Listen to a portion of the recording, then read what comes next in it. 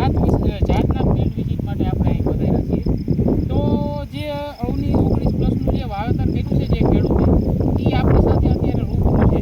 તો આપણે સૌપ્રથમ ખેડૂતનો પરિચય મેળવીએ, ત્યારબાદ એમની પાસેથી આપણે માહિતી મેળવીએ કે આ જે એમને 19 પ્લસની જે જાત વાવી છે એમને કેવી લાગી, એના અનુભવો કેવા રહ્યા, એના બધા વિશે આપણે માહિતી મેળવીશું. તો રામ રામ, તમારું નામ?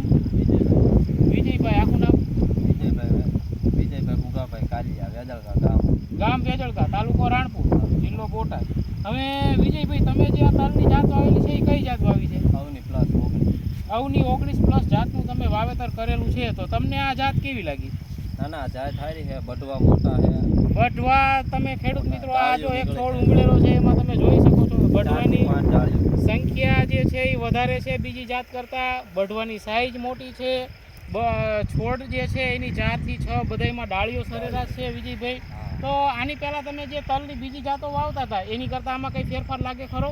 આપણે પહેલા જાત વાવતા હતા એ જાત કરતાં આપણે આનું બઢવું થોડુંક મોટું લાગ્યું. બઢવું મોટું છે. બીજી વેરાયટી આવે છે એની ચકડી મોઢે બઢવું આવે, પણ આની જેટલું બઢવું મોટું નથી. આની જેટલું બઢવું મોટું નથી. બઢવા મોટા છે, બઢવાની સંખ્યા જાયજી છે, બરોબર છે. પછી ડાળીઓની સંખ્યા પણ આમાં તમને ખાસી એવી જોવા મળે છે.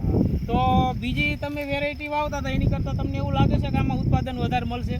ના બીજી વાવતા જ એવું લાગે કે આમાં ઉતારો થોડો જાજો, ઉતારો વધારે મળશે. તો આજુબાજુના ખેડૂતો જે છે તલની ખેતી કરતા હોય અને એક તો આ થોડીક ઉતાવળી જાત છે બીજી જાત કરતાં, બરાબર છે.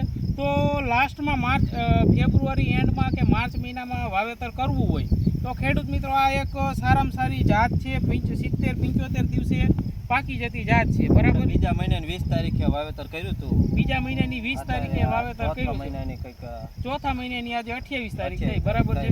તો બીજા ખેડૂત મિત્રોને તમે ભલામણ કરી શકો કે આ જાત હોવાય?